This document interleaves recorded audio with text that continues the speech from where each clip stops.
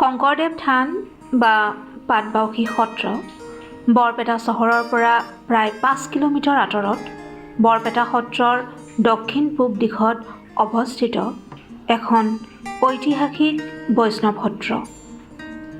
15 শতিকাৰ শেষৰ ফালে বা 16 শতিকাৰ আৰম্ভণিতে মহাপুৰুষ শ্ৰীমন্ত শংকৰদেৱে এই সত্ৰ প্ৰতিষ্ঠা কৰিছিল, য'ত তেওঁ নিজৰ জীৱনৰ প্ৰায় 18-19 বছৰ কাল সময় কটাইছিল। এই স্থানতে তেখেতে 240টা বৰগীত আৰু বহুতো নাট ৰচনা কৰিছিল। ইয়াত থকা শ্ৰীমন্ত শংকৰদেৱ সংগ্ৰহালয়ত বিভিন্ন ঐতিহাসিক বস্তু সংৰক্ষিত হৈ আছে। তাৰ লগতে শংকৰদেৱে নিজে ৰচনা কৰা বহুতো পুথি ইয়াত সংৰক্ষণ কৰি থোৱা হৈছে।